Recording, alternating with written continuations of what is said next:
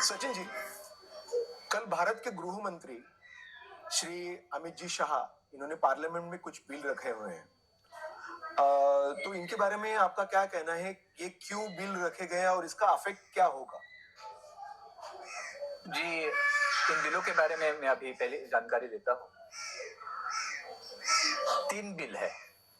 एक है बिल जो द कॉन्स्टिट्यूशन अमेंडमेंट है, 130th अमेंडमेंट बिल है, जो हमारे संविधान में अमेंडमेंट होगी। दूसरा बिल है जो यूनियन टेरिटरी में अमेंडमेंट है। ओके। और तीसरा बिल है Jammu and Kashmir reorganisation bill, वो भी अमेंडमेंट बिल है। एक्चुअली ये तीनों बिल वजह एक ही है, लेकिन ये 3 अलग अलग क्षेत्र है, इसीलिए 3 अलग अलग बिल है, लेकिन वजह एक ही है। और वो वजह यह है कि कारण यह है कि जो अलग अलग मंत्री होते हैं, और उसमें भी हर तरह के मंत्री, तो केंद्र स्तर के भी मंत्री होते हैं और राज्य स्तर के भी मंत्री होते हैं, और सबसे महत्वपूर्ण जो है वो चीफ मिनिस्टर्स, मुख्यमंत्री और प्रधानमंत्री जी, इनके लिए ये खास करके बिल है।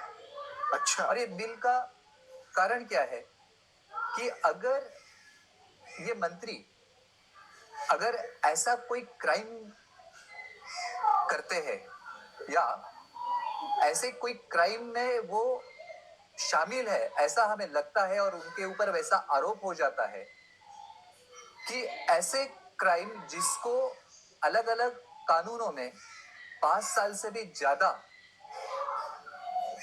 पनिशमेंट की सजा है। तो ऐसे अगर कोई क्राइम में के ऊपर उनके ऊपर आरोप हो जाता है और उनको अगर उसके नीचे अगर 30 दिन का जेल हो जाती है या कस्टडी मिल जाती है, तो अगर 30 दिन तक अगर वो लगातार कस्टडी में रहते हैं वो मंत्री, अच्छा, तो उनका मंत्री पद से वो हटा दिए जाएंगे। कब तक हटा दिए जाएंगे?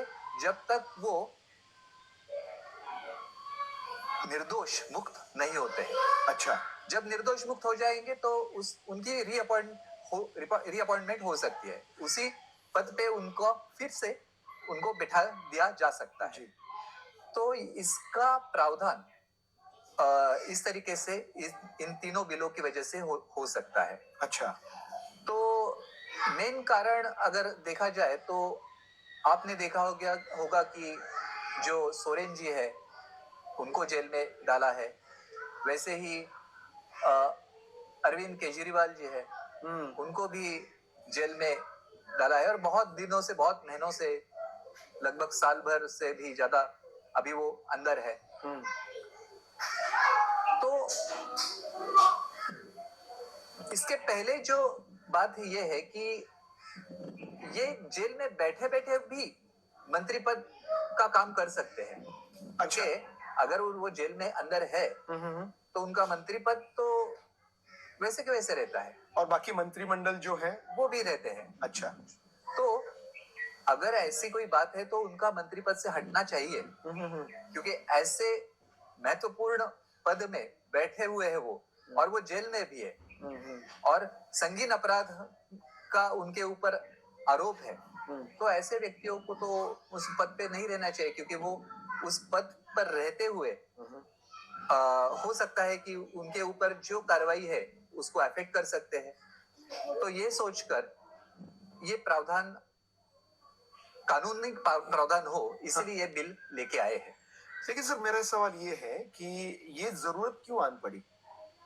देखिए, मैंने अभी अभी बताया कि जैसे अरविंद केजरीवाल का और सोरेन जी का उदाहरण है कि उनके ऊपर तो वो केस चल रही है।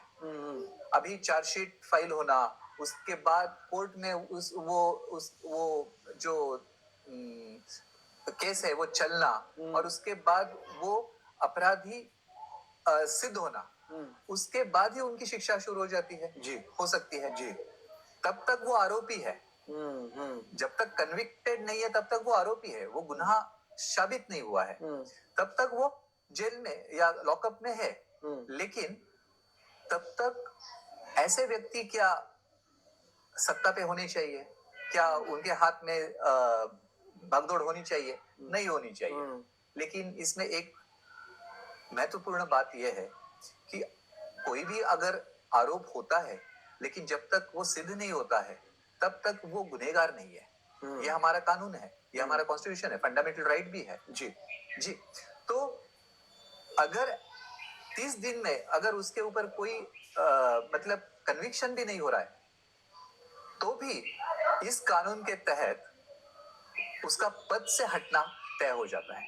अच्छा इसका ये मतलब नहीं कि वो गुनहगार साबित हो गया जी लेकिन उस पद पे नहीं रहेगा वो। तो ये प्रावधान इस कानून की वजह से होने वाला है। तो क्या लगता है ये सही हो रहा है या कोई इसको लेके उसका सपोर्ट लेके कुछ उनके अलग अलग उद्देश्य हैं? देखिए, मैं एक उदाहरण देता हूँ। एक चाकू है। जी इस चाकू से आप, क्या ये चाकू अच्छा है या बुरा है? जी अगर आप उस चाकू से आप सब्जियां काट रहे हो और सब्जियां अच्छा है। बनाकर वो खा रहे हो, जी तो ये तो कोई इसमें कोई गड़बड़ नहीं है। लेकिन बिना वजह आप उस चाकू से किसी बेगुनाह की जान ले लेते हो, तो गलत है।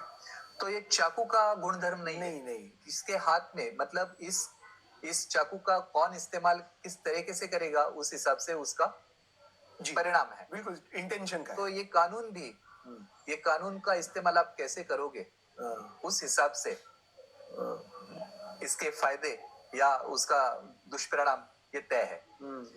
अगर ऐसा कानून संगठित तौर पर किसी दूसरे संगठित तौर पर किसी के खिलाफ किया जा सकता है, तो ये गलत हो सकता है। ओके जैसे आज जो सत्ता पक्ष है, वो इस कानून का दुरुपयोग कर सकता है उन लोगों के ऊपर या उन सत्ताओं के ऊपर जो अलग पक्षों के हैं, अलग पार्टियों के हैं। तो ऐसे राज्य जहां बीजेपी या आज केंद्र में जो सत्ता है, वो अगर ऐसे राज्यों के ऊपर इस कानून का गलत तरीके से उपयोग करे, जिससे वो सरकार नाकाम हो और वहां पे राष्ट्रपति लागूवट, प्रेसिडेंशियल रूल लागू हो जाए, ये हो सकता है इस कानून का दुरुपयोग। जी जी जी ऐसा भी हो सकता है कि इसी कानून में से आपके पार्टी में भी जो ऐसे लोग हैं, ऐसे मंत्री हैं जो आपके लिए गड़बड़ कुछ कर रहे हैं, गड़बड़ हो रही है या आपके लिए सिरदर्द बन चुके हैं, तो आप उनका कांटा निकाल सकते हैं। तो इस कानून का दुरुपयोग हो सकता है। और आज की तारीख में जिस तरीके के वातावरण बना हुआ है कि पार्टियां एक दूसरे के जान के दुश्मन बन चुके हैं, तो उसके लिए वो किसी भी लेवल पे जा सकते हैं अपनी दुश्मनी को अंजाम देने के लिए। तो ऐसी हालत में इस कानून का दुरुपयोग करना ये बिल्कुल आसान और ऑब्वियस बात हो गई है। अच्छा तो इसका सीधा सीधा दुरुपयोग होना, ये हम वास्तव में देखेंगे अगर ये पास हो जाता है। अच्छा तो आप जो कह रहे हैं सर, तो इसके बारे में क्या सोचा नहीं होगा इन लोगों ने कि इसका दुरुपयोग हो सकता है और इस तरीके से इसका यूज भी हो सकता है? ये बिल्कुल उन्होंने सोचा है और इसीलिए वो किया है। लेकिन देखिए, इसका दुरुपयोग नहीं हो सकता है एक ही कंडीशन में, अगर पार्टियां नहीं रहती है तो। अच्छा पार्टी लेस हो जाएगा सर। पार्टी लेस हो जाता है क्योंकि पार्टी बन जाती है तो एक समूह दूसरे समूह के पीछे लग सकता है जी लेकिन अगर ये पार्टियां नहीं होती है तो ये चीज नहीं बन सकती है। ये कानून भी पार्टी क्रेसी के वजह से ही पास हो सकता है। अब देखिए, अभी ये कानून, ये बिल जो प्लेस हुए हैं लोकसभा में, अभी उसके ऊपर चर्चा हो जाएगी जॉइंट पार्लियामेंट्री कमेटी में, जेपीसी में। ये जॉइंट पार्लियामेंट कमेटी भी क्यों बनी है? ये भी कोई संवैधानिक व्यवस्था नहीं है। ये भी पार्टी क्रेसी की वजह से बनी है, जेपीसी भी। अच्छा देखिए, जेपीसी क्या है? जो पार्लियामेंट में नहीं हो सकता है वो जॉइंट पार्लियामेंट्री कमेटी में बैठकर कुछ हो जाए। ये अच्छा। बात है। एक तरीके से आप इसको ऐसे समझ सकते हैं कि स्कूल में पढ़ाई नहीं हो रही है, पढ़ाया नहीं जा रहा है ठीक तरीके से, अच्छा। तो क्या करेंगे? तो हम अलग से ट्यूशन लगाएंगे। अगर स्कूल में ही पढ़ाई ठीक तरह से हो रही है तो ट्यूशन की क्या जरूरत जरूरत नहीं, है? बिल्कुल जरूरत नहीं है। तो ट्यूशन को ज्यादा महत्व आ रहा है क्योंकि स्कूल में पढ़ाई नहीं हो रही। और स्कूल वाले कह रहे हैं कि वो ट्यूशन में पढ़ते हैं तो हम क्यों पढ़ाए। हाँ बिल्कुल। तो ऐसी ही बात पार्लियामेंट में हो रही है। अच्छा। आपको एक उदाहरण दे देता हूँ। जैसे यूनाइटेड नेशंस एक असेंबली होती है, यूएनओ। वहां पे अलग अलग देशों के प्रतिनिधि वहां बैठते हैं जी लेकिन ऐसा नहीं है वहां पे कि रूलिंग पार्टी अलग है और ऑपोजिशन पार्टी, ऐसा यूएनओ में नहीं है। जी। तो हर एक सदस्य अपनी बात रखता है। जब एक सदस्य अपनी बात रखता है तो वहां पे बाकी सभी लोग उसको ध्यान से सुनते हैं। दो पक्ष नहीं बने हैं जी। जो एक दूसरे के ऊपर चढ़ रहे, ऐसी बात नहीं हो रही है वहां पे। लेकिन पार्लियामेंट में ये हो रहा है। पार्लियामेंट में जैसे एक फिश मार्केट जैसा एक वातावरण होता है। वो स्पीकर चुप बैठो, नीचे बैठो, जी जी, बहुत झगड़ा होता है। Nothing will go on record, ये बातें। जी इसलिए पार्लियामेंट नहीं है। संविधान में और जो लोकसभा का जो कंडक्ट करने का रूल बुक होता है उसमें ये बातें नहीं है। ये बातें पार्टीक्रेसी की वजह से बन गई है। ये झगड़ा करते हैं हाउस में। झगड़ा हाउस कभी भी एक ऑर्डर में कभी नहीं रहता है। ऑर्डर ऑर्डर ऑर्डर ऑर्डर चलता रहता है। तो ये मच्छी मार्केट जो चल रहा है ये कोई संविधानिक लोकतंत्र नहीं चल रहा है। जी जी। तो पार्लियामेंट एक शांतिपूर्ण, बहुत सभ्यते से और सिविलाइज पद्धति से चलने वाला हाउस होना चाहिए।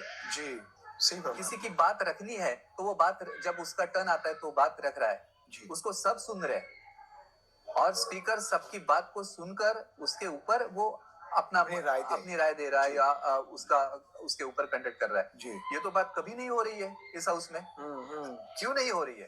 क्योंकि ये पार्टियों में बटे हुए हैं, ये डिवाइडेड है, एक द्वैत है और ये झगड़ा करते हैं, झगड़ा ही करते रहते हैं। और इन पार्टियों के झगड़ों में लोगों को उसमें शामिल कर रहे हैं। ये लोगों की बात नहीं हो रही है, ये दो पार्टियों की फाइट हो रही है। ये दो पार्टियों की और दो ग्रुप्स की अलायंस की। पार्टियां की अलायंस भी पार्टियां ही होती है जी।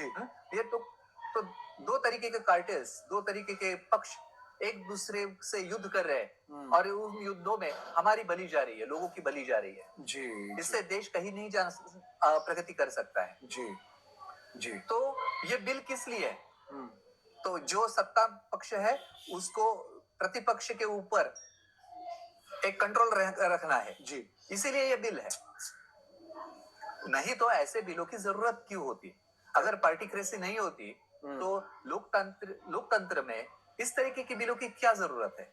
और अगर ऐसे बिल आ भी जाते और कानून भी बन जाते हैं तो इससे किसी को भी डरने की जरूरत नहीं, जो सही है। अभी इन बिलों की वजह से अगर कोई पार्टी किसी स्टेट में राज्य चला रहा है लेकिन वो हमेशा डरा रहेगा जी। एक थ्रेट रहेगा कि ऊपर से गवर्नर या राष्ट्रपति ऐसी कुछ चीज करे जिससे उसका पद निकल जाए, उसके ऊपर कोई आरोप हो जाए और वो 30 दिन अंदर जाए और 30 दिन के बाद राष्ट्रपति या गवर्नर रूल वहां पे आ जाए। ये हमेशा थ्रेट रहेगा। ये क्यों रहेगा? क्योंकि ये पार्टियां हैं। सही है। तो आप अगर देखोगे कि हर एक प्रॉब्लम की जड़ जो है इस देश में ये पार्टियों की वजह से है। जी जी सही फरमाया सर आपने। ये खुद के ग्रोथ के बारे में सोचते हैं, ना कि देश का भला हो, ऐसी कोई बात दिखती नहीं। लेकिन वो क्यों सोचेंगे? सोचना तो लोगों को है जी। लोग नहीं सोच रहे कि हमारा भला किस में है। अगर हमारा भला संविधान में बिल्कुल क्लियर है तो संविधान को देख नहीं रहे हम जी। जो बड़ी बड़ी बातें करने वाले विशेषज्ञ है ये भी पार्टीक्रेसी में अपना दिमाग डाल रहे जी। ये भी लोकतंत्र की बात नहीं कर, लोकतंत्र शब्द को यूज कर रहे। बीच बीच में लोकतंत्र के बारे में बातें कर रहे हैं, we the people of India, हम भारत के लोग, ये बातें तो करें, लेकिन सिर्फ बातों के लिए बातें कर रहे हैं। जी और वो बात करने के बाद असल बात पार्टिक्रेसी की चल रही है। जी, असल बात अलग है डेफिनेटली। और इस वजह से ये हानि हो रही है देश की और देशवासियों की। तो यही है इस बिल की कहानी। जी बिल्कुल, thank you so much sir, आपने आपकी राय इस बिल के बारे में दी और जनता को या ये अपने देशवासियों को सोचना जरूरी है कि ये आजू बाजू क्या हो रहा है, ये पार्टियां क्या कर रही है और ये पार्टियों की वजह से देश कहाँ तक चला जा रहा है। देखिए, इन पार्टियों ने लोगों को इस तरीके से बांट दिया है कि किसी एक पक्ष को आप हीरो की तरह देखो और उसके खिलाफ जो पक्ष है उसको आप विलन की तरह देखो। जी तो लोगों को, कुछ लोग इसको हीरो देख रहे हैं, कुछ लोग उसको हीरो देख रहे हैं, वो लोग इसको विलन देख रहे हैं और इसको विलन देख रहे हैं। कुछ लोग इस तरीके से बटे हुए हैं लोग। ये बांटने वाला काम किसने किया है? तो ये बांटने वाला काम जो है वो इन पार्टियों ने किया है और वही कर रहे हैं इसको अलग अलग तरीकों से, रोज एक नया मुद्दा, जिससे लोग मैं इस तरफ हूँ या उस तरफ हूँ। अरे तुम देश की तरफ से कब होगे? आप लोगों की तरफ कब होगे? ये सरकार और ये प्रतिनिधि, ये दोनों लोगों की तरफ नहीं है, देश की तरफ नहीं है। और एक बात बता दूं, ये चुने हुई सरकार नहीं होती है। ये चुनी हुई सरकार के खिलाफ ये बिल है, ऐसा एक प्रोपेगेंडा अभी हो रहा है। अच्छा, सरकार कभी चुनी हुई नहीं होती है, हम चुनते हैं प्रतिनिधियों को। जी और प्रतिनिधि इसीलिए चुनते हैं कि प्रतिनिधियों ने सरकार को सवाल करने हैं। जी, पार्लियामेंट में जाके हमारे पार्लियामेंट में जाके सरकार मतलब मंत्रिमंडल जो होता है, मंत्री है, वो संसद में या विधानसभा में आकर इन प्रतिनिधियों के सवालों का जवाब देना है सही जी, क्योंकि वो कार्यकारी पालिका के ऊपर वो कंट्रोल करते हैं। जी तो इस सरकार जो मंत्रिमंडल से बनती है, मंत्रियों से बनती है, उनका चुनाव नहीं होता है। राष्ट्रपति उनको उनका अपॉइंटमेंट करता है, गवर्नर उनका अपॉइंटमेंट करता है राज्य सरकार में। जी राज्य सरकार में जो मंत्रिमंडल है उसकी अपॉइंटमेंट, उन सभी की अपॉइंटमेंट होती है गवर्नर। वो चुने हुए नहीं होते हैं। जी, ये जो चुने हुए की बात हो रही है ना, ये गलत बात है। ये संविधान के तहत अनकॉन्स्टिट्यूशनल है। जी, और सभी दिमाग वाले लोग भी यही बातें क्यों कर रहे हैं समझ में नहीं आ रहा है। हाँ, ये जब दिमाग वाले लोग जब ऐसी बातें करते हैं तो सामान्य जन को लगता है कि यही बात सही है। तो गलत राह पर ये लेके जा रहे हैं और उसका तो स्मार्टली यूज ये पॉलिटिशियंस कर रहे हैं। ये पॉलिटिशियंस नहीं होने चाहिए, लोग पॉलिटिशियंस होने चाहिए लोकतंत्र में। लेकिन लोग पॉलिटिक्स से भाग रहे, दूर रह रहे, और इसी वजह से लोकतंत्र प्रस्थापित नहीं हो रहा है। लोकतंत्र सिर्फ संविधान की किताब से नहीं होने वाला है जी। लोकतंत्र संविधान को लोग जब यूज करेंगे, अप्लाई करेंगे, उसको पार्टिसिपेट करेंगे, तभी लोकतंत्र यहाँ पे हो सकता है, चल सकता है। जी जी, सही फरमाया सर आपने। बहुत अच्छे विचार है। आपने जो भी अब तक बोला हुआ है, सोचने वाली बात है कि हमें सोचना चाहिए इसके बारे में, और जब भी हो इसके खिलाफ आवाज उठानी जरूरी है। Thank you so much sir, आपने आपकी राय यहाँ रखी। धन्यवाद।